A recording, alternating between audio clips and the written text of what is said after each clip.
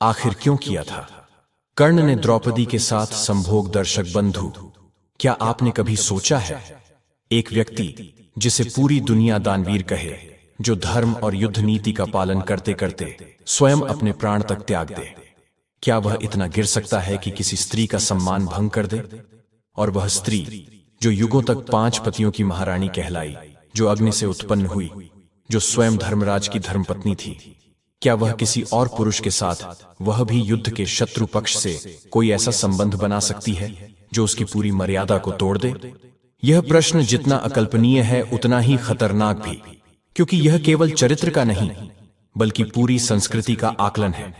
यह प्रश्न केवल कर्ण या द्रौपदी का नहीं, यह प्रश्न उस संपूर्ण युग का है जिसे हम धर्म, मर्यादा और सत्य की नींव मानते हैं।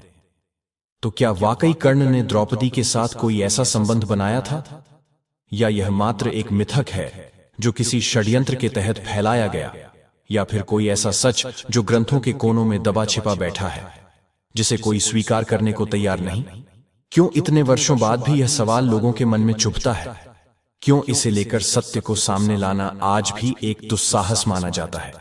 शायद क्योंकि यह सवाल सिर्फ इतिहास से नहीं, हमारे नैतिक विश्वास से टकराता है।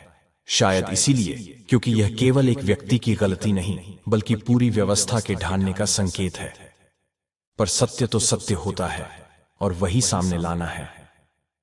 दर्शक बंधु, आज की इस कथा में हम उस रहस्य से पर्दा उठाएंगे जो युगों से लोगों की आंखों से ओझल रहा, लेकिन जिसने त्रेता युग की सबसे पवित्र नारी को दुख और वेदना का प्रतीक बना दिया। तो चलिए कथा को आरंभ करते हैं।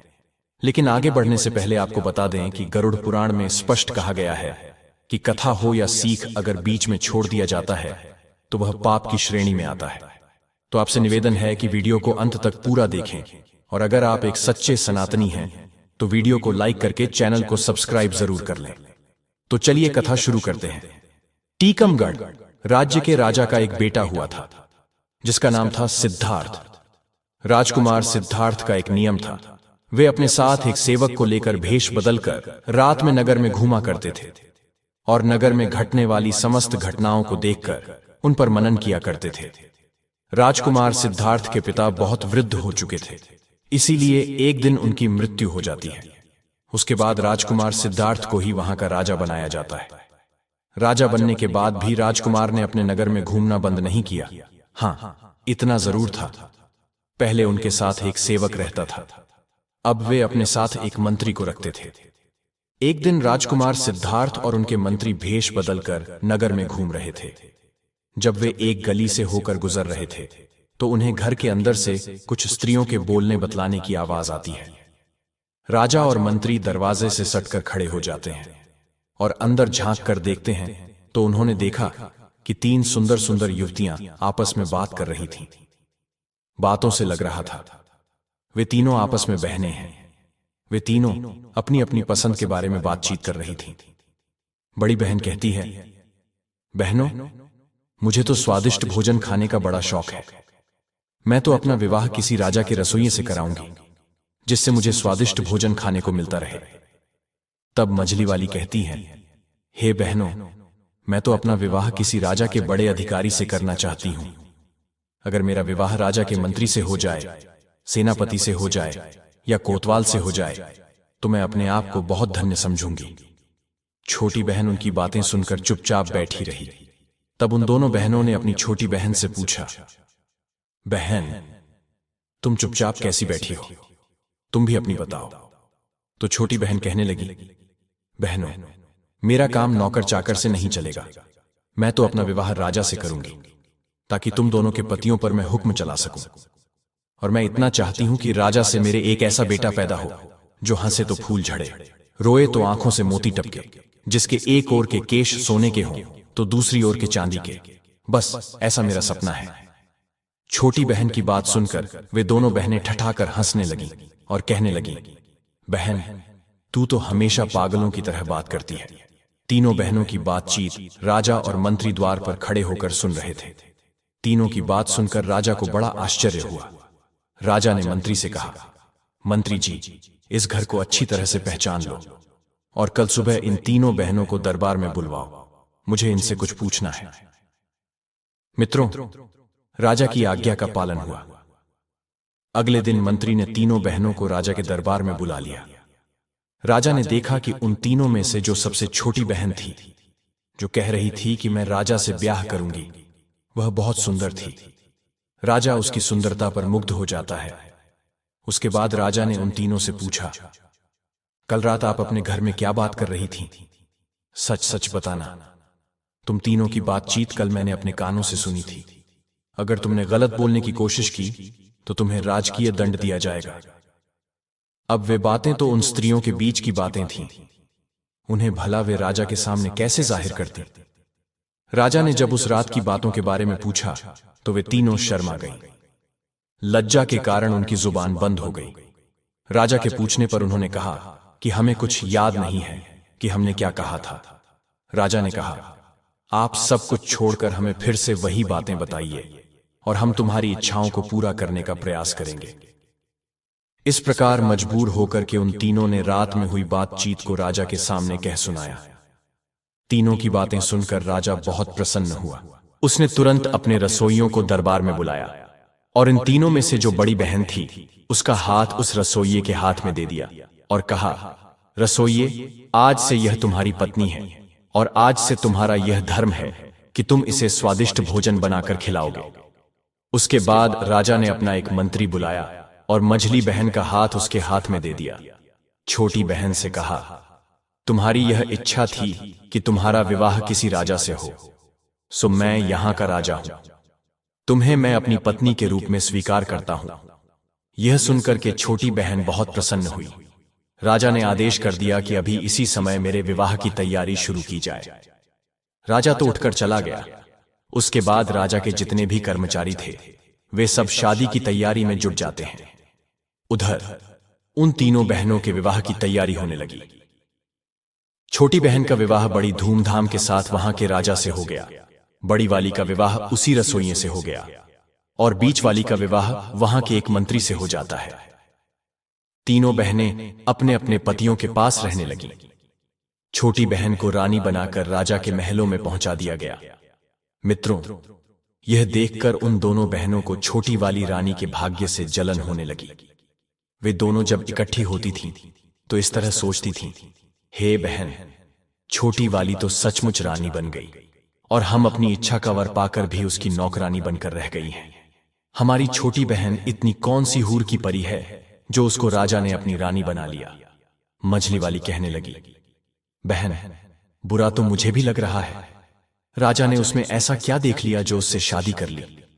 कही हुई बातों का क्या है? आदमी हर तरह की बातें सोचता है और करता है।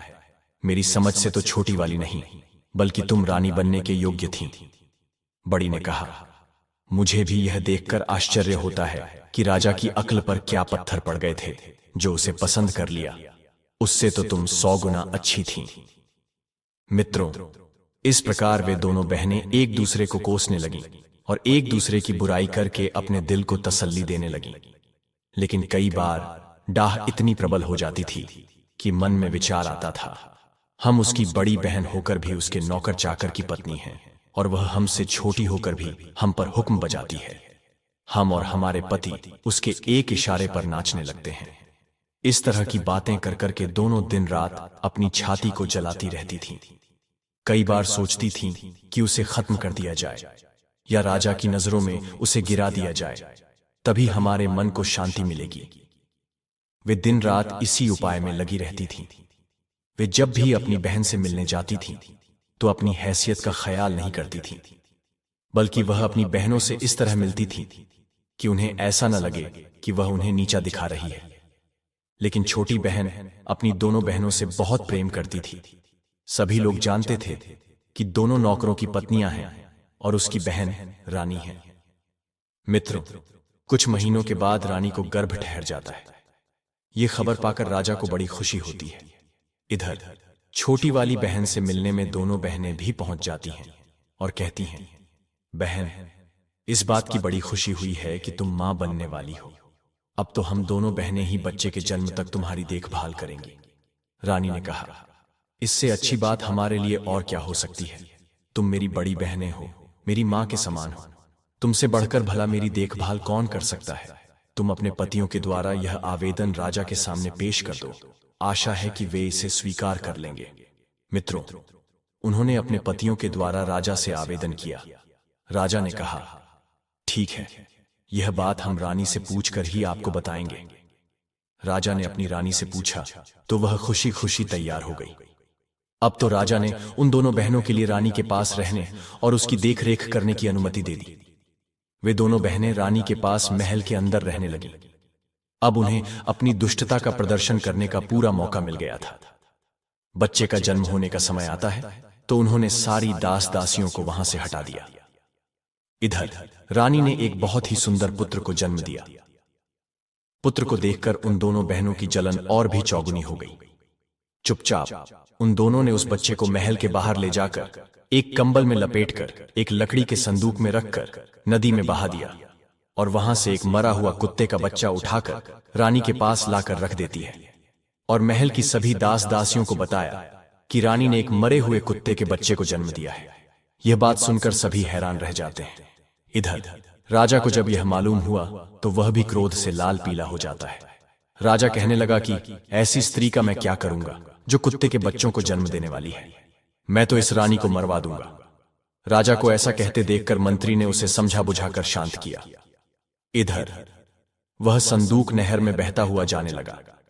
नहर जो थी वह राजा के बगीचे से होकर जाती थी। बगीचे की रखवाली के लिए जो सिपाही नियुक्त किया गया था, उस सिपाही का घर भी नहर के किनारे बना हुआ था। उसने नहर में जाते हुए एक लकड़ी के संदूक को देखा तो उसे निकाल लिया। उस संदूक को खोलकर देखा, उसमें एक अत्यंत सुंदर तेजवान बालक लेटा हुआ था। बालक को देखकर सिपाही बड़ा हैरान होता है। किस बालक को नहर में भला किसने छोड़ दिया है? उस सिपाही ने ज्यादा सोच विचार नहीं किया कि बच्चा नहर में किसने डाला है, क्यों डाला है। उसके भी कोई संतान नहीं थी, इसलिए वह उस बच्चे को उठाकर अपनी पत्नी के पास ले आया और बोला, भाग्यवान, आज हमें भगवान ने एक बच्चा दिया है। बच्चे को पाकर उसकी पत्नी भी बड़ी खुश हो जाती है। उस दिन के बाद बिना किसी से चर्चा किए उस सिपाही की पत्नी उस बच्चे का पालन पोषण करने लगती है। धीरे धीरे 1 वर्ष बीत जाता है। उधर दूसरे वर्ष रानी ने फिर एक और पुत्र को जन्म दिया। इस बार भी उसकी बहनों ने उसी तरह की दुष्टता करके बच्चे को बाहर ले जाकर नहर में फेंक दिया और रानी के पास एक मरी हुई बिल्ली का बच्चा लाकर रख दिया। बिल्ली को देखकर राजा का क्रोध 7वें आसमान पर चढ़ने लगता है। पूरे राजमहल में फिर से मातम छा जाता है। राजा इस बार रानी को मार देना चाहता था।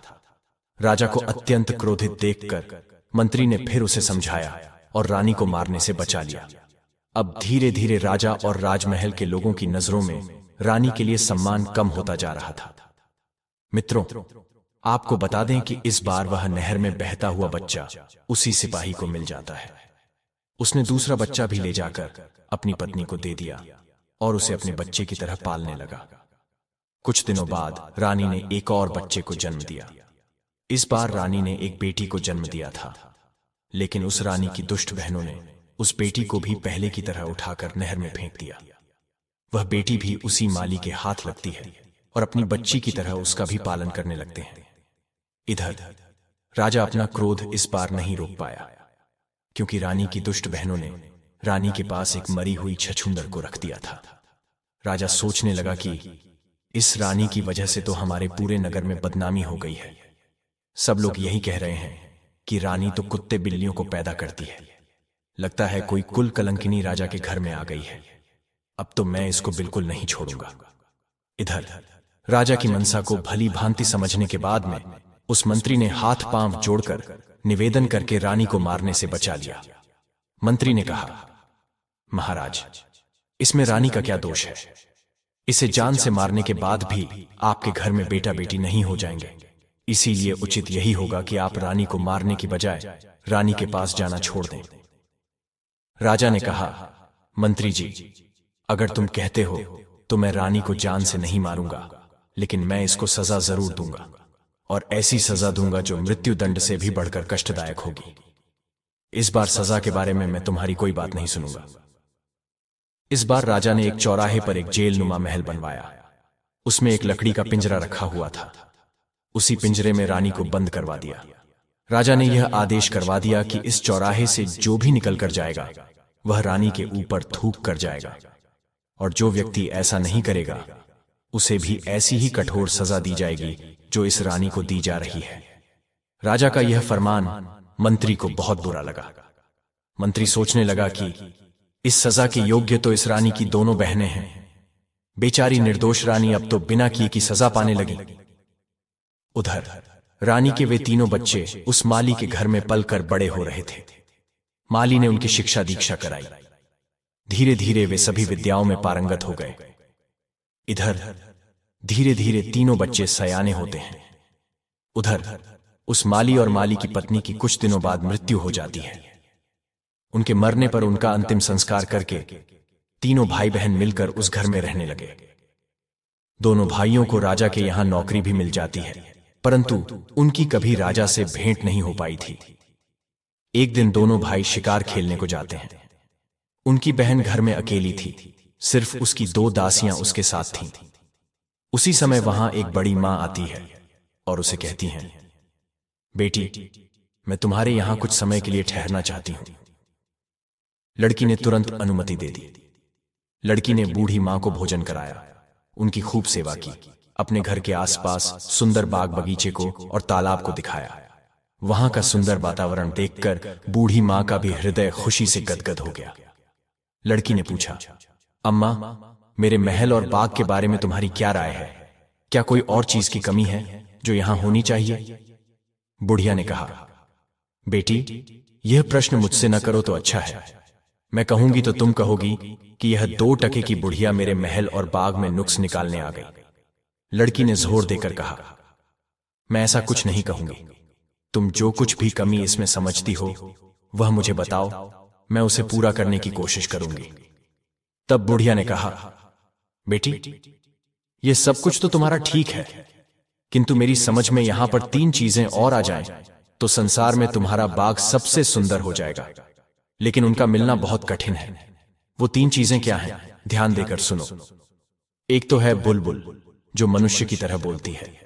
जब वह बोलती है तो उसके आसपास सैकड़ों हजारों चिड़ियां जमा हो जाती हैं और उसके स्वर में स्वर मिलाने लगती है। दूसरा है एक गाने वाला पेड़, उसके पत्ते मोटे और चिकने होते हैं। जब हवा चलती है तो पत्ते एक दूसरे से रगड़ खाते हैं और उनसे मधुर संगीत निकलता है।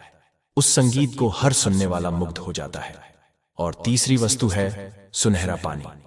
उसकी एक बूंद किसी बर्तन में रख दी जाए तो बर्तन अपने आप भर जाता है और फिर उसमें से एक फव्वारा सा निकलता है जो कभी नहीं रुकता, क्योंकि वह पानी लौटकर उसी बर्तन में गिरता रहता है। बुढ़िया की बात सुनकर लड़की कहने लगी, अम्मा, अगर तुम्हें इन चीजों के बारे में इतने विस्तार से पता है तो तुम यह भी जानती होगी कि यह वस्तुएं कहां मिलती हैं। मुझे बताओ, मैं उनकी प्राप्ति का प्रयत्न करूंगी। बूढ़ी महिला ने कहा, बेटा, मैं तुम्हें यह नहीं बता सकती, लेकिन इतना जरूर बता सकती हूं कि यहां से कोई व्यक्ति उत्तर दिशा में चला जाए और सीधा चलता चला जाए तो 10 दिन की यात्रा के बाद जो पहला व्यक्ति उसे मिलेगा उससे पूछे कि यह वस्तुएं कहां मिलेंगी, वही आगे की राह बताएगा। अच्छा बेटी, बुढ़िया कहने लगी, मुझे काफी देर हो गई है, अब मैं चलती हूं। बुढ़िया को क्या मालूम था कि वह लड़की इतनी साहसी है कि खुद इन चीजों की तलाश में निकल पड़ेगी, इसलिए उसने विस्तार से वह सब कुछ बता दिया था जो उसे मालूम था। लड़की ने उसकी बताई हुई एक एक बात याद कर ली। इधर दोनों लड़के जब शिकार से लौटकर आते हैं तो अपनी बहन को उदास बैठा हुआ देखते हैं। उन्होंने पूछा, बहन, क्या बात है? आज तुम्हारी तबीयत खराब है क्या, या कोई बात तुम्हारी मर्जी के खिलाफ हो गई है? लड़की ने सिर झुकाकर कहा, नहीं भाई, ऐसी कोई बात नहीं है। भाइयों ने कहा, यह तो तुम झूठ बोल रही हो, कुछ ऐसा तो जरूर हुआ है जो तुम्हें दुख दे रहा है। अगर तुम नहीं बताओगी तो हम तुम्हारे पास से उठकर नहीं जाएंगे। तब लड़की ने देखा कि दोनों भाई बात जानने के लिए अड़े खड़े हैं, तो उसने कहा, मैं तुम्हें इसीलिए नहीं बताना चाहती हूं कि जो मैं कहूंगी उसे सुनकर तुम चिंता में और कष्ट में पड़ जाओगे। खैर, जब तुम जिद कर रहे हो तो मैं बता ही देती हूं। हमारे पिता ने यह महल हमारे लिए बनवाया था और अपनी समझ से इसकी सुंदरता और सजावट में कोई कमी नहीं रखी थी, लेकिन आज मुझे 3 चीजों के बारे में मालूम हुआ है। अगर वे तीन चीजें इस बाग में आ जाएं, तो हमारा महल अद्वितीय सुंदर हो जाएगा। दोनों राजकुमार ने पूछा, बहन, वे ऐसी कौन सी चीजें हैं, हमें शीघ्र बताओ। तब लड़की कहती है, भाइयों, एक तो उम्दा किस्म की बुलबुल जो बोलने वाली हो, जिसका गाना सुनकर हजारों पक्षी इकट्ठे होकर उसके स्वर में स्वर मिलाने लगते हो। दूसरा है गाने वाला पेड़, जिसके पत्तों से पत्ते रगड़ खाकर संगीत निकलता हो। और तीसरा है सुनहरा पानी, जिसकी एक बूंद से ही कभी खत्म न होने वाला फव्वारा बन जाता हो। मैं इसी चिंता में हूं कि इन्हें कैसे प्राप्त करूं। दोनों राजकुमारों ने पूछा, बहन, अगर तुम हमें यह बता दो कि यह तीनों चीजें कहां और किस दिशा में मिलेंगी, तो हम तुम्हें ढूंढ कर लाकर देने का प्रयास करेंगे। मित्रों, इस प्रकार अगले दिन उनमें से जो बड़ा राजकुमार था, वह अस्त्र शस्त्र लेकर घोड़े पर बैठकर वह तीनों चीजें लेने के लिए चल देता है। तो लड़की रोने लगती है और कहने लगी, भैया, मैं कितनी दुष्ट हूं जो अपने शौक के लिए तुम्हें मुसीबत में फंसा रही हूं। मैं अपनी मांग वापस लेती हूं, अब कभी भी इन चीजों का जिक्र नहीं करूंगी, तुम मत जाओ। तब बड़े राजकुमार ने कहा, बहन, एक बार कमर कसकर मैं पीछे नहीं हटता। अगर मैं नहीं जाऊंगा तो हमेशा मेरे दिल में यह बात खटकती रहेगी कि मैं कायर हूं। मित्रों, राजकुमार ने अपनी बहन को एक खंजर दे दिया और कहा, जब तक यह खंजर ठीक है मैं सकुशल हूं, लेकिन अगर इसमें से खून की बूंदें टपकने लगे तो समझ लेना मैं जीवित नहीं हूं। यह सुनकर वे दोनों बहन भाई उदास होते हुए कहने लगे, भाई, तुम ऐसी खतरनाक यात्रा पर मत जाओ। लेकिन बड़े राजकुमार ने एक नहीं सुनी। उसने फौरन घोड़ा दौड़ा दिया और सीधी उत्तर दिशा की ओर चलता चला गया।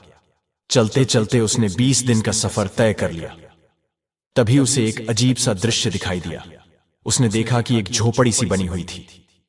उसके बाहर एक बूढ़ा आदमी बैठा हुआ था। उसके बाल बर्फ की तरह सफेद थे। उसकी दाढ़ी, मूंछें और भौहें इतने बढ़ गए थे कि उसका पूरा शरीर ढक गया था। उसके हाथ और पैरों के नाखून बहुत बड़े बड़े हो गए थे। उसने अपना शरीर एक चटाई से ढक रखा था। उसके ऊपर उसके बाल पड़े हुए थे। राजकुमार देखकर समझ गया कि वह कोई तपस्वी साधु है जो ऐसे दुर्गम और निर्जन स्थान में अकेला बैठा है। जरूर उन चीजों के बारे में यह साधु जानता होगा। राजकुमार घोड़े से नीचे उतरा और उसने उस वृद्ध तपस्वी के पास जाकर प्रणाम किया। तपस्वी ने प्रत्युत्तर में कुछ कहा, लेकिन उनकी आवाज राजकुमार को समझ में नहीं आई, क्योंकि तपस्वी बालों से पूरी तरह ढके हुए थे। राजकुमार ने फौरन अपनी जेब से एक छोटी सी कैंची निकाली और कहा, तपस्वी महाराज, आपके बालों की वजह से आपकी आवाज मेरे समझ में नहीं आ रही है। यदि आप आज्ञा दें तो मैं आपकी दाढ़ी, मूंछ और बालों को काट दूं। तपस्वी ने इशारे से कह दिया, हाँ। राजकुमार ने उनके सारे बाल काट दिए। अब तो साधु का चेहरा बिल्कुल बदल गया था। राजकुमार ने कहा, तपस्वी, यदि मेरे पास दर्पण होता तो मैं आपको जरूर दिखाता कि बालों के कटने के बाद आप बूढ़े से जवान हो गए हो। राजकुमार की ऐसी बातें सुनकर तपस्वी मुस्कुराया और बोला, बेटा, मैं तुम्हारी सेवा से प्रसन्न हूं। अब बताओ, इतनी दूर किस लिए आए हो? मैं तुम्हारी क्या मदद कर सकता हूं? तब राजकुमार ने बताया, साधु महाराज, मैं बहुत दूर से उम्दा किस्म की बुलबुल, गाने वाला पेड़ और सुनहरा पानी लेने आया हूं। आप मुझे बताएं कि ये वस्तुएं मुझे कहां मिलेंगी। राजकुमार की बात सुनकर साधु चुप हो गया। राजकुमार ने पूछा, महाराज, आप चुप कैसे हो गए? कृपया कुछ तो बताइए। यदि नहीं पता है तो आप मना कर दो। तब तपस्वी ने कहा, पुत्र, मुझे पता तो है, लेकिन मैं तुम्हें इसलिए नहीं बताना चाहता कि तुम्हारी सेवा के बदले मैं तुम्हें मुसीबत में डालना नहीं चाहता। वहां का मार्ग बड़ा कठिन है। सैकड़ों लोग वहां गए, लेकिन कोई लौट कर नहीं आया। इसीलिए मैं तुमसे कहता हूं, जहां से आए हो वहां वापस चले जाओ। राजकुमार ने कहा, बूढ़े बाबा, मैं जाने के लिए नहीं आया हूं। मुझे अपना कार्य पूरा करना है। मैंने अपनी बहन को वचन दिया है। इसमें चाहे मेरी जान ही क्यों ना चली जाए। तुम मुझे वहां तक पहुंचाने का रास्ता बता दो, बाकी मैं देख लूंगा। तुम मेरे युद्ध कौशल पर विश्वास करो। तपस्वी ने कहा, बेटे, यही तो मुश्किल है कि तुम्हें युद्ध कौशल दिखाने का अवसर ही नहीं मिलेगा। तुम्हें जो जो शत्रु मिलेंगे वे सामने से मुकाबला नहीं करते हैं। बल्कि छुपे तौर पर वार करते हैं। राजकुमार ने कहा, मैं छुपे तौर पर वार करने वालों से भी निपटना अच्छी तरह से जानता हूं। आप मुझे वहां जाने वाला रास्ता बता दीजिए बस। मित्रों, तपस्वी ने उसे बहुत समझाया, लेकिन राजकुमार ने अपनी जिद नहीं छोड़ी। तब तपस्वी ने अपने झोले में से एक गेंद निकाली और कहा, मुझे तुम्हारे जीवन का बहुत अफसोस हो रहा है, लेकिन तुमने जिद पकड़ ली है तो अपना भला बुरा तुम स्वयं ही जानो। तुम घोड़े पर सवार होकर इधर को जाओ और उस गेंद को भूमि पर गिरा दो। ये गेंद खुद ही लुढ़क लगेगी और तुम इसके पीछे पीछे चले जाना। जब तक यह लुढ़क रही है तब तक तुम चलते रहना। एक पहाड़ के नीचे जाकर यह गेंद रुक जाएगी। वहीं एक पेड़ से तुम घोड़े को बांध देना और फिर आगे पहाड़ पर चढ़ने लगना। तुम्हें दोनों ओर काले पत्थर दिखाई देंगे। तुम उन पर ध्यान मत देना। इस दौरान तुम्हें पीछे से कई आवाजें सुनाई देंगी। तुम्हें कुछ धमकियां, कुछ गालियां सुनाई देंगी। तुम उन्हें अनसुना कर देना। अगर तुमने एक बार भी डरकर पीछे की ओर देखा तो तुम और तुम्हारा घोड़ा दोनों काले पत्थर के रूप में बन जाओगे। वहां पड़े हुए काले पत्थर वही सब लोग हैं जो इन्हीं चीजों को लेने के लिए गए थे और पीछे लौटकर देखने के कारण वहां पत्थर बन गए। अगर तुम कुशलतापूर्वक पहाड़ की चोटी पर पहुंच गए तो वहां एक वृक्ष पर टंगा हुआ पिंजरा मिलेगा जिसमें गाने वाली चिड़िया मौजूद होगी। उस चिड़िया की बातों से तुम्हें डरना नहीं है, बल्कि उससे तुम उस गाने वाले पेड़ और सुनहरे पानी का पता पूछना। वह चिड़िया तुम्हें बताएगी कि ये चीजें कहां मिलेंगी। इन सब चीजों को पाने के बाद तुम्हारी राह में कोई खतरा नहीं रहेगा। बेटे, मैंने यह सब तो तुम्हें जरूर बता दिया, लेकिन अब भी मैं यही कहता हूं कि तुम वापस लौट जाओ। मैं साफ साफ देख रहा हूं कि तुम वहां तक नहीं पहुंच पाओगे। उससे पहले ही काला पत्थर बनकर रह जाओगे। राजकुमार आगे के लिए चल देता है। तपस्वी ने वह गेंद लुढ़ा दी। गेंद लुढ़कते लुढ़कते उसी पहाड़ी की तलहटी में जाकर रुक गई। वहां से ऊपर जाने के लिए एक बड़ा ही सख्त रास्ता था। राजकुमार ने घोड़े को वहीं बांध दिया और पहाड़ पर चढ़ने लगा। कुछ दूर आगे जाने पर उसे बड़े बड़े काले काले पत्थर दिखाई दिए। उन पत्थरों के बीच 5 कदम ही आगे बढ़ा होगा, तभी पीछे से कुछ आवाजें आनी शुरू हो जाती हैं। वे आवाजें उस राजकुमार को धमका रही थीं। कोई आवाज कह रही थी, कौन है बेवकूफ जो आगे जा रहा है। कोई आवाज कहती थी, पकड़ो इसे। कोई कहती थी, यह कितना बड़ा दुष्ट है, इसे पकड़कर मार डालो। कोई उस पर चीखती थी, कोई चिल्लाती थी, कोई कहती थी, इसे घेर लो, जरूर यह उस चिड़िया को चुराने आया है। राजकुमार ने उन आवाजों की उपेक्षा की और तेजी से आगे के लिए बढ़ने लगा। लेकिन वह जितना आगे बढ़ रहा था उतनी ही आवाज तेज होती जा रही थी। कानों के पर्दे फटने लगे, दिमाग सुन्न हो गया। तपस्वी ने उसे जो बताया था वो उसके दिमाग से निकल गया और एक बार वह मुड़कर पीछे देखने लगा। जैसे ही उसने पीछे देखा तो वह घोड़ा और राजकुमार दोनों काले पत्थर के बन जाते हैं।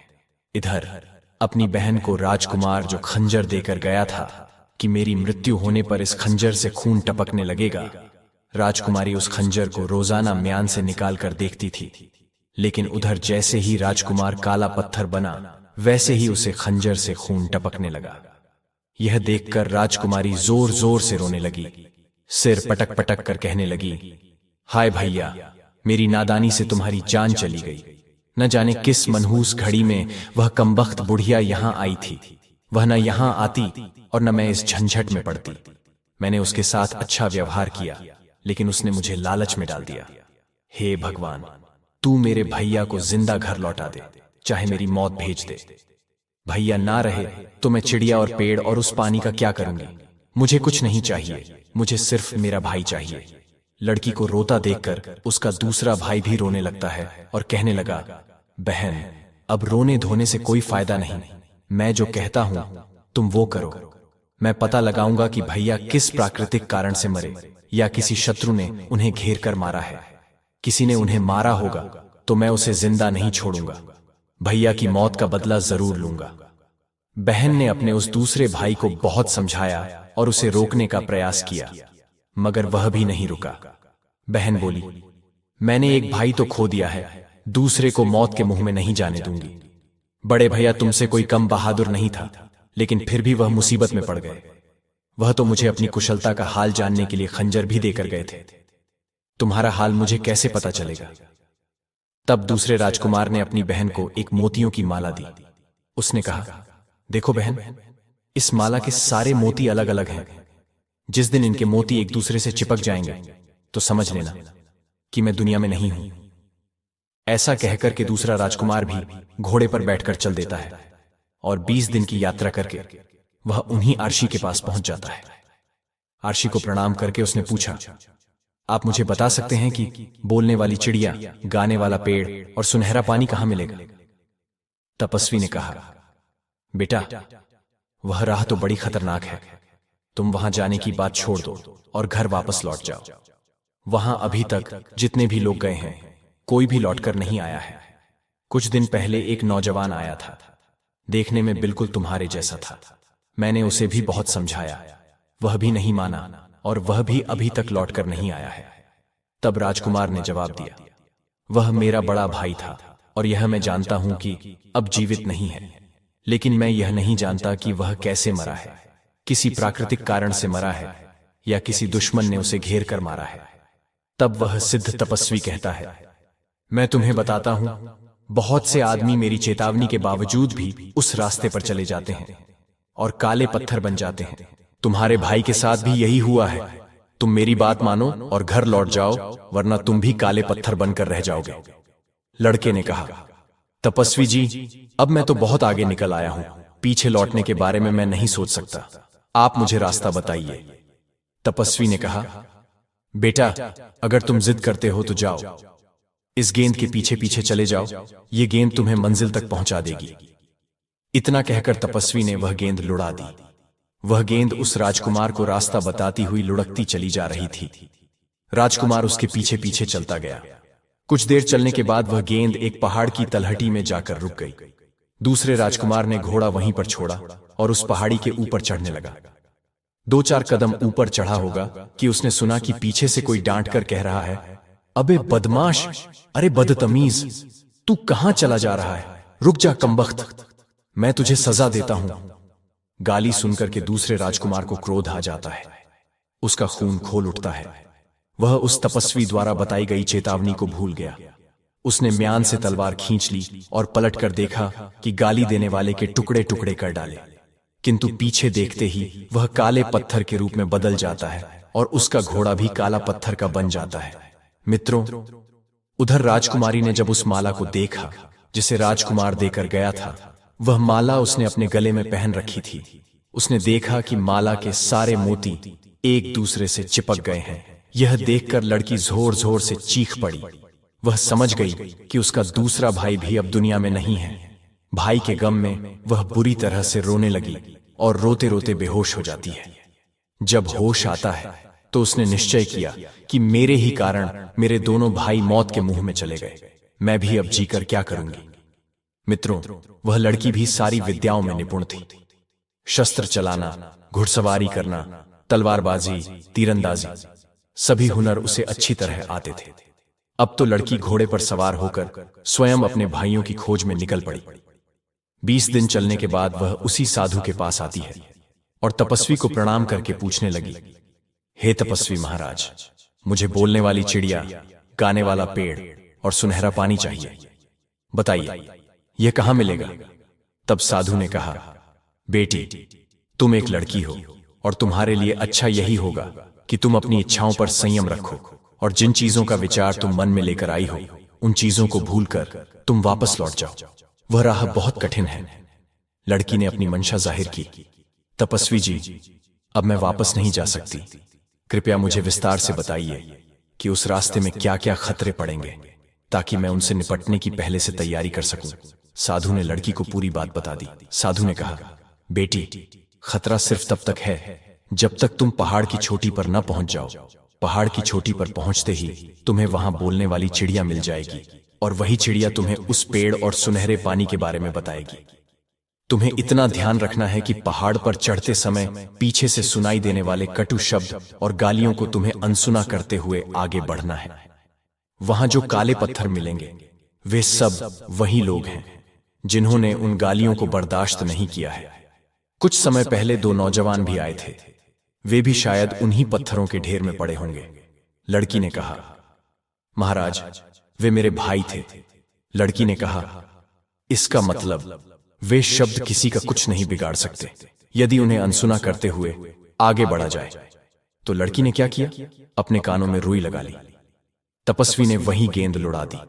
लड़की उस गेंद के पीछे पीछे चलने लगी। गेंद जाकर के पहाड़ की तलहटी में रुक जाती है। लड़की ने घोड़ा वहीं छोड़ा और पहाड़ी के ऊपर चढ़ने लगी। तभी पीछे से बड़ी भयानक आवाजें आने लगती हैं, किंतु लड़की के कानों में रुई लगी थी। इस कारण से वे आवाजें उसे सुनाई नहीं दे रही थीं। लड़की लगातार आगे को बढ़ती जा रही थी। आवाजें धीरे धीरे बहुत तेज होती चली गईं। लड़की उन गालियों को सहती गई। आखिरकार वह उस पहाड़ की चोटी पर चढ़ ही गई। वहां जाकर उसने देखा कि एक पिंजरे में एक सुंदर चिड़िया मधुर सुर में गा रही है। लड़की को देखते ही वह चिड़िया एकदम गरज कर कहने लगी, ऐ लड़की, खबरदार, मेरे पास मत आना। चिड़िया की डांट फटकार सुनकर राजकुमारी हंसने लगी और उसने दौड़कर उस चिड़िया का पिंजरा उठा लिया और कहने लगी, चिड़िया रानी, आज से मैं तुम्हारी मालकिन हूं। अब तुम हमेशा मेरे कब्जे में रहोगी। तो लड़की ने अब अपने कानों से रुई निकाल ली थी। चिड़िया बोली, तुम ठीक कह रही हो। अब मैं सदैव तुम्हारे पास रहूंगी। मैं हमेशा पिंजरे में बंद रहती हूं और संसार की कोई भी बात ऐसी नहीं है जो मुझे मालूम ना हो। तुम्हारा हाल भी मैं इतना जानती हूं जितना तुम भी नहीं जानती हो। मेरे कारण तुम्हें बहुत ही लाभ मिलेगा। अब तुम मेरी मालकिन हो और मैं तुम्हारी सेवा करूंगी।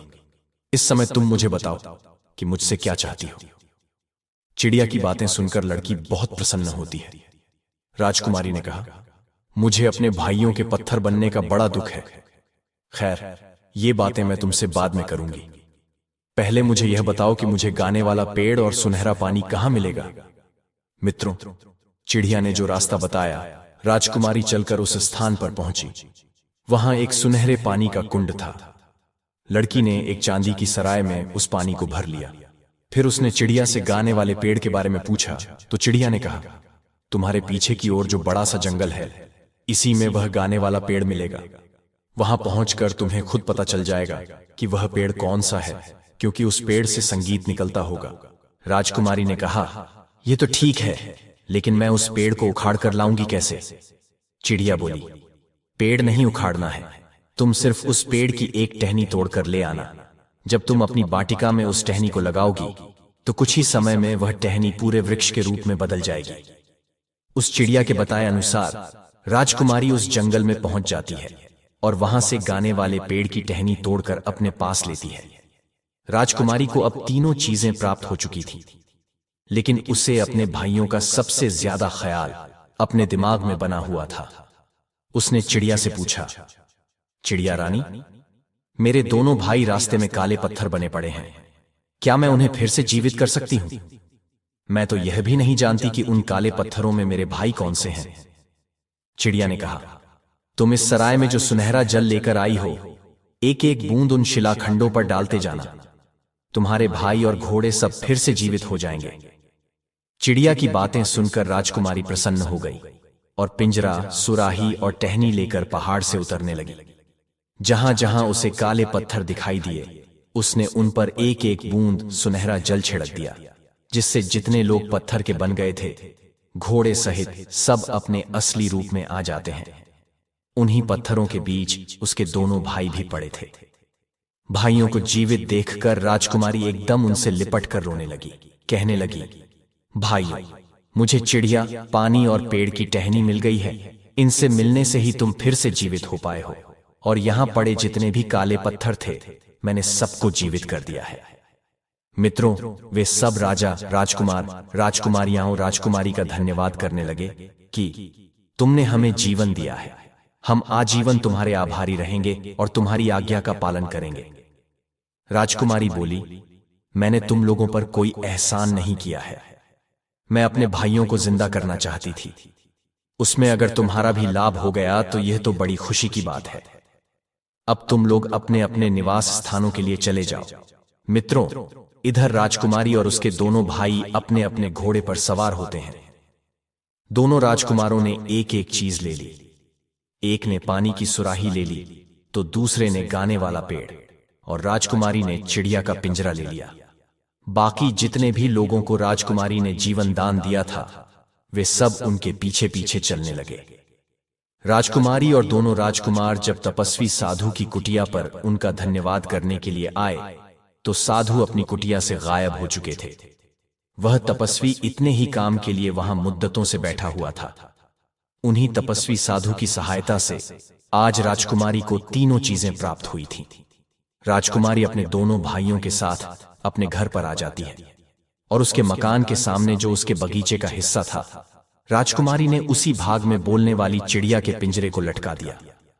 चिड़िया ने जैसे ही बोलना शुरू किया, उसके आसपास हजारों पक्षी आकर के जमा हो गए और वह चिड़िया के सुर में सुर मिलाने लगे। राजकुमारी ने थोड़ी दूर पर उस गाने वाले पेड़ की टहनी भी लगा दी थी। कुछ ही दिनों में वह विशाल पेड़ भी तैयार हो गया। अब हवा चलने पर उसके पत्तों की रगड़ से उसमें संगीत की ध्वनि फूटती थी। राजकुमारी ने संगमरमर के पत्थरों से बाग में एक कुंड बनवाया। उस कुंड में वह सुनहरा पानी डाल दिया। कुछ ही देर में वह पानी से कुंड भर गया और उसमें से एक पानी का फव्वारा उठकर खड़ा हो गया। मित्रों, कुछ ही समय में उस बगीचे की चर्चा पूरे शहर में होने लगी। सारे शहर के लोग तमाशा देखने के लिए राजकुमारी के बाग में आने लगे। धीरे धीरे पूरे शहर के लोग उन तीनों को जान गए और सब लोग राजकुमारी और उसके भाइयों से बहुत प्रेम करने लगे। एक दिन दोनों राजकुमार शिकार खेलने के लिए जाते हैं। संयोग से उसी समय उसी जंगल में वहां का राजा भी शिकार खेलने के लिए आता है। अचानक दोनों राजकुमार राजा के सामने आ जाते हैं। दोनों राजकुमारों ने राजा को प्रणाम किया। वे दोनों राजकुमार इतने सुंदर थे कि उनकी सुंदरता को देखकर राजा उन्हें देखता ही रह जाता है। उसने उनका नाम और निवास स्थान पूछा। दोनों राजकुमारों ने हाथ जोड़कर कहा, महाराज, हम लोग आपके भूतपूर्व सिपाही के पुत्र हैं। हमारे पिता अब इस दुनिया में नहीं हैं। हम दोनों अपनी बहन के साथ जंगल के किनारे उस महल में रहते हैं जो हमारे पिता ने आपसे अनुमति लेकर बनवाया था। हमें वह इसलिए अच्छा वातावरण लगता है कि बड़े होकर हम आपकी सेवा करें। राजा ने कहा, यह तो ठीक है, लेकिन लगता है तुम यहां शिकार खेल रहे थे। क्या तुम्हें मालूम नहीं था कि यह शाही शिकारगाह है और यहां कोई शिकार नहीं खेल सकता?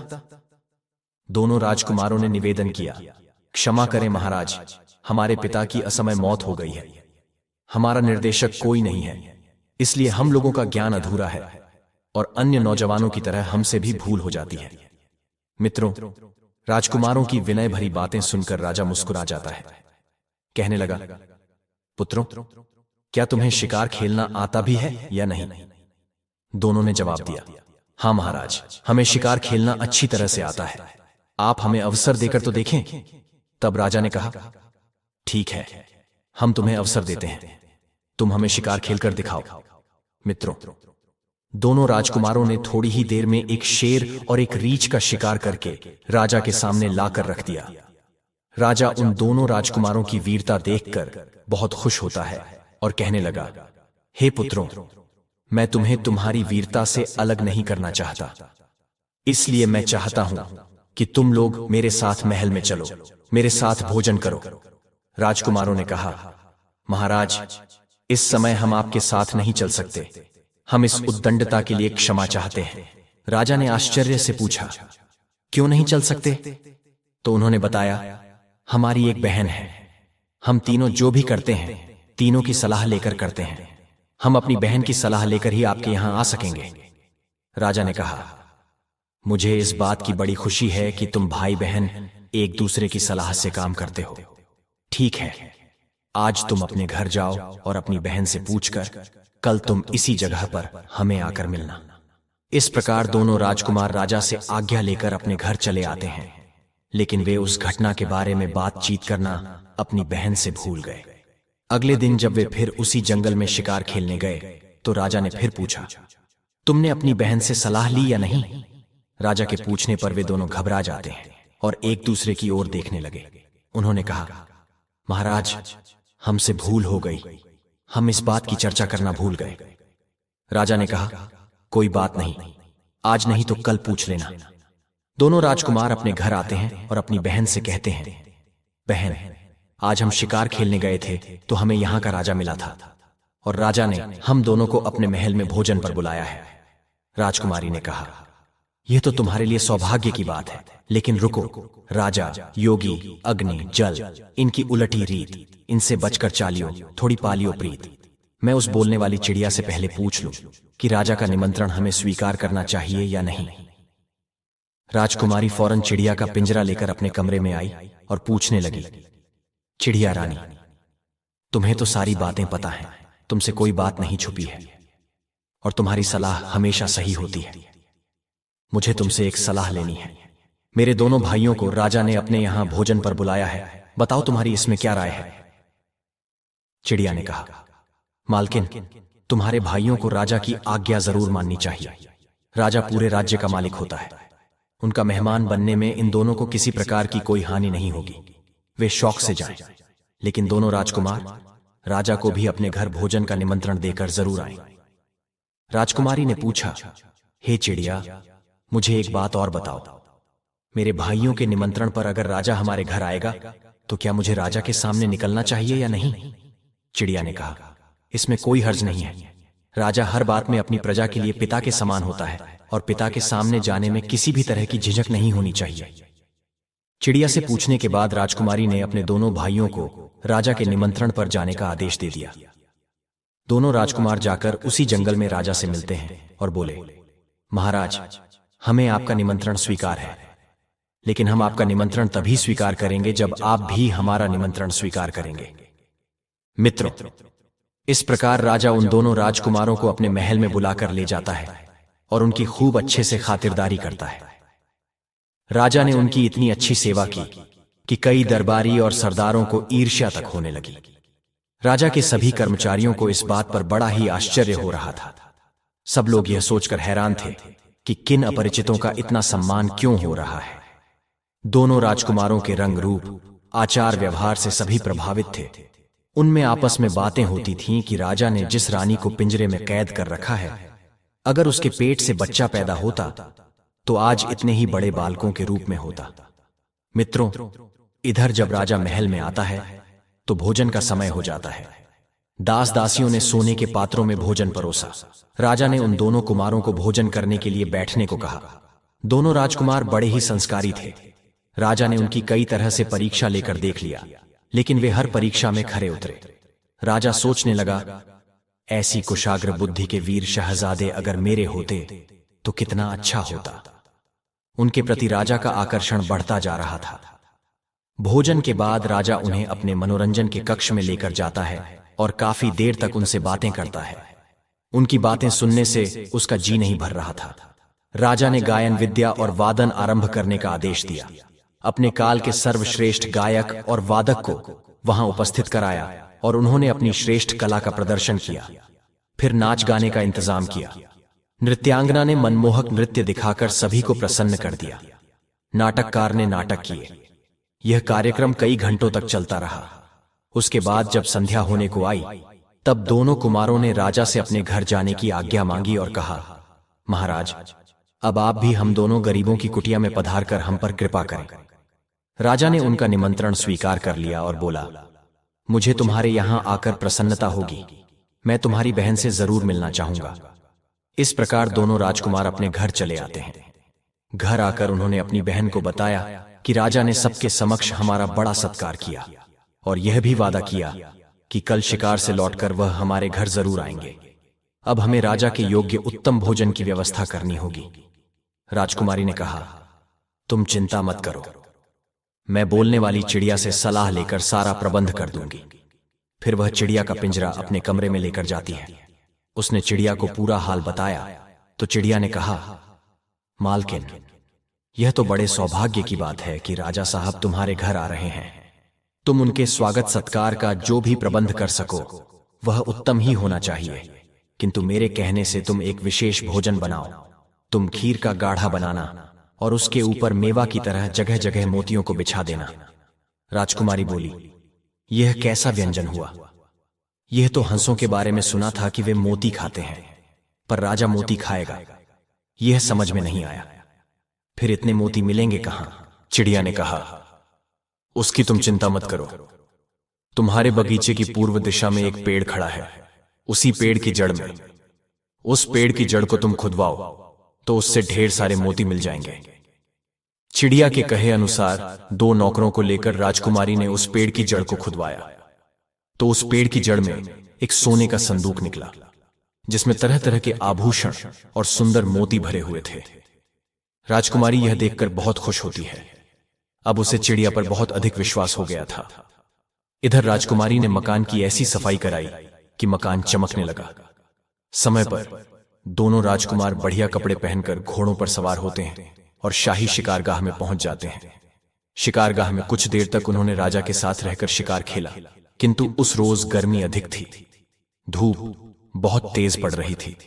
इसलिए उस दिन उन दोनों ने शिकार जल्दी खत्म कर दिया और अपने सैनिकों को वापस भेज दिया।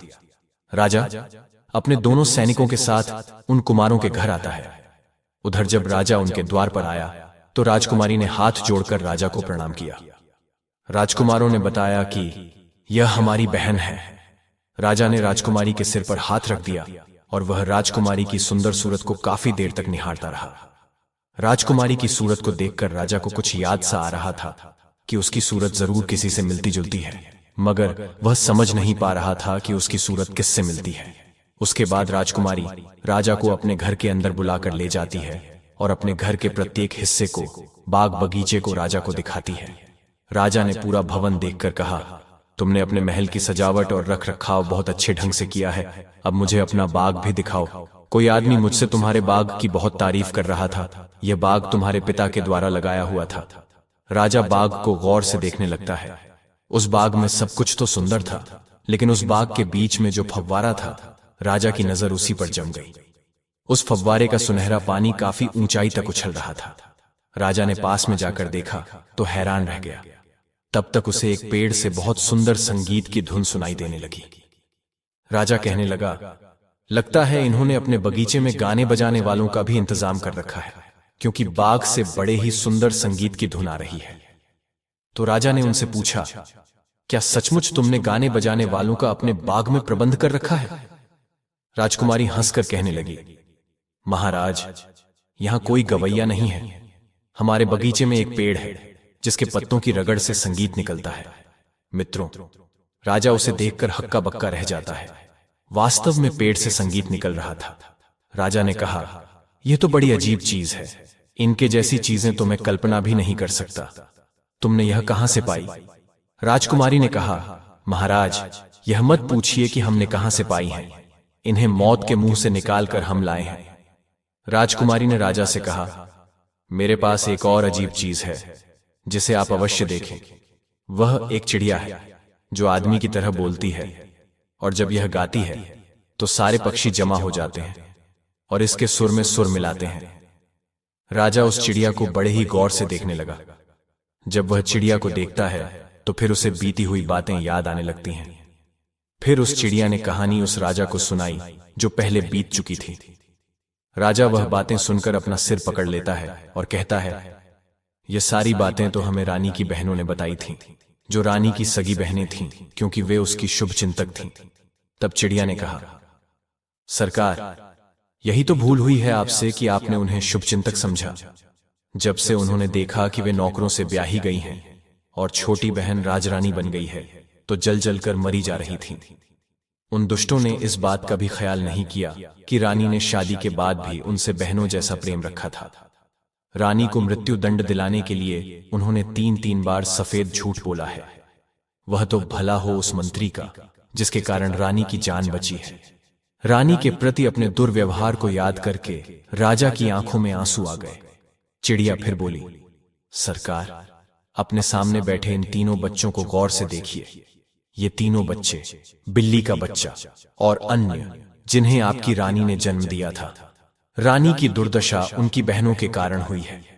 रानी की बहनों ने इनके जन्म पर इनकी जगह मरे हुए जानवर रख दिए और इन्हें कंबल में लपेटकर टोकरी में डालकर नहर में फेंक दिया था, ताकि ये डूबकर मर जाए और किसी को पता भी न चले। किंतु भगवान को इन्हें जीवित रखना था। आपके दरबार का जो माली था, उसने इन तीनों को नहर से निकाल लिया, क्योंकि उसकी कोई संतान नहीं थी। इसीलिए उसने इनका लालन पालन किया और अपनी संतान की तरह इनको बड़ा किया। इन्हें भली भांति शिक्षा दिलाई और इनके लिए यह महल बनवाया। सरकार, ये तीनों कोई और नहीं, आपकी रानी की संतानें हैं। तब राजा ने चिड़िया से कहा, चिड़िया, तुझे मैं किस तरह से धन्यवाद दूं? दुश्मनों की दुष्टता और रानी का निर्दोष होना मेरे सामने आज तुमने स्पष्ट कर दिया है। मेरे बच्चों को तूने पहचानवाया है। मैं बराबर सोचता था कि इन लड़कों के प्रति मन में अकारण ममता क्यों उपजती है। मैं उनकी बातों पर नाराज क्यों नहीं हो पा रहा हूं। इस प्रकार राजा ने अपने तीनों बच्चों को गले लगा लिया। चारों की आंखों में आंसुओं की धार बहने लगी। आज अपने बच्चों से मिलकर राजा बड़ा खुश होता है। राजा को ऐसा लग रहा था जैसे उसकी आत्मा लौट आई हो। फिर उसके बाद सबने मिलकर भोजन का आनंद लिया। कुछ देर बातें करने के बाद राजा ने कहा, अब मैं महल जाता हूं, कल फिर वापस आऊंगा। कल तुम लोगों को मेरे नहीं बल्कि अपनी माता के स्वागत के लिए तैयार रहना है। उसके बाद महल में रहने के लिए भी आपको चलना है। महल में पहुंचकर राजा ने मंत्री को बुलवाया और उसकी खूब प्रशंसा की कि तुम कितने बुद्धिमान मंत्री हो, तुम्हारे कारण रानी की जान बची थी। फिर उसने रानी की बहनों की दुष्टता का वर्णन मंत्री के सामने किया। राजा ने मंत्री को सारी कहानी सुनाई और कहा कि उन दोनों दुष्ट स्त्रियों को अब बुलाकर उन्हें वही दंड दिया जाए जो मैंने अपनी रानी को दिया था। किसी भी प्रकार की वे दया की पात्र नहीं हैं। मित्रों, मंत्री ने बिना देर किए राजा के आदेशानुसार सारे कार्य किए और दोनों दुष्ट बहनों को वही दंड दिया गया जिसकी वे हकदार थीं। उसी चौराहे पर उन्हें पिंजरे में बंद कर दिया गया और पिंजरे से रानी को निकालकर राजा ने उसे गले लगाकर बार बार क्षमा मांगी और रानी को बताया कि उसके दोनों बेटे और बेटी जिंदा हैं। यह खबर सारे राज्य में फैल गई। सभी लोग उत्सव मनाने लगे। हर जगह नाच गान होने लगा। रानी राजा के साथ महल में आ गई और तीनों बच्चे अपनी मां से देर तक लिपटे रहे। रानी अपने बच्चों से मिलकर बहुत प्रसन्न हुई। आज परमात्मा ने उन्हें फिर से मिला दिया था। तो मित्रों, इस तरह से राजा का पूरा परिवार इकट्ठा हो जाता है और फिर से राजा के घर में वह खुशी लौट आती है। रानी की सारी मुश्किलें कट जाती हैं। दर्शक बंधु, कथा अब भी खत्म नहीं हुई। अभी हम जानेंगे कि आखिर क्यों किया था कर्ण ने द्रौपदी के साथ संभोग। दर्शक बंधु, यह प्रश्न जितना गंभीर है उतना ही संवेदनशील भी और उतना ही गलत समझा गया। क्या कर्ण ने द्रौपदी के साथ संभोग किया? यह सवाल केवल एक व्यक्ति या घटना से नहीं जुड़ा है। यह उस पूरी सभ्यता की समझ, संवेदना और दृष्टिकोण पर भी प्रश्न चिन्ह लगाता है। महाभारत जैसे महाकाव्य में कर्ण एक ऐसा पात्र है जो जीवन भर अपनी पहचान के लिए संघर्ष करता रहा। वह सूर्यपुत्र था, लेकिन समाज ने उसे सूतपुत्र कहकर तिरस्कृत किया। वह एक महान योद्धा था, लेकिन जन्म की सच्चाई ने उसकी योग्यता को बार बार नीचा दिखाया। द्रौपदी दूसरी ओर उस युग की सबसे तेजस्विनी नारी थी, जिसने स्वयंवर में अर्जुन को वर चुना, लेकिन परिस्थितियों ने उसे 5 पतियों की पत्नी बना दिया। विवाद की जड़ है वह क्षण जब द्रौपदी का चीरहरण हुआ। कर्ण ने सभा में कटाक्ष किया, उसे वेश्या तक कह दिया और कहा कि जिस स्त्री के 5 पति हो वह भोग की वस्तु है। उस समय कर्ण के शब्दों ने द्रौपदी को गहरे तक घायल किया, लेकिन यह कहना कि उसने द्रौपदी के साथ शारीरिक संबंध बनाए, यह पूर्ण रूप से कल्पना है, जिसका कोई प्रमाण न वेदों में है न व्यास की मूल महाभारत में। यह बात कुछ कथाओं या आधुनिक मनगढ़ंत किस्सों में फैलाई गई, शायद इसीलिए क्योंकि कर्ण ने द्रौपदी का अपमान किया था और लोगों ने कल्पना कर ली कि उनका रिश्ता आगे तक बढ़ा होगा। लेकिन सत्य यही है कि कर्ण और द्रौपदी के बीच कभी कोई शारीरिक संबंध नहीं हुआ। न कर्ण की इच्छा रही, न द्रौपदी ने ऐसा संकेत दिया। बल्कि बाद में जब कर्ण को अपनी जन्म सत्य का ज्ञान हुआ, तब वह अत्यंत पश्चाताप में डूब गया। उसने स्वयं श्री कृष्ण से कहा कि यदि युद्ध ना होता तो वह पांडवों का साथ देता और द्रौपदी की रक्षा करता। महाभारत के किसी भी प्रमुख श्लोक या ग्रंथ में यह नहीं लिखा गया कि कर्ण ने द्रौपदी के साथ संबंध बनाया। यह आरोप किसी सामाजिक या व्यक्तिगत द्वेष का परिणाम हो सकता है, या फिर आधुनिक मन में उपजे अश्लील विचारों का प्रतिबिंब। सच तो यह है कि कर्ण और द्रौपदी दोनों ही महाभारत के सबसे त्रासदीपूर्ण पात्र हैं। एक को उसकी पहचान नहीं मिली, दूसरी को उसका सम्मान। एक ने न्याय के लिए जीवन भर संघर्ष किया, दूसरे ने अपमान सहकर भी धर्म नहीं छोड़ा। अगर कर्ण ने कभी कोई अपराध किया होता तो उसकी मृत्यु के समय भगवान श्री कृष्ण स्वयं उसे मोक्ष ना देते। द्रौपदी ने भी अपने जीवन के अंत तक कभी कर्ण को दोष नहीं दिया।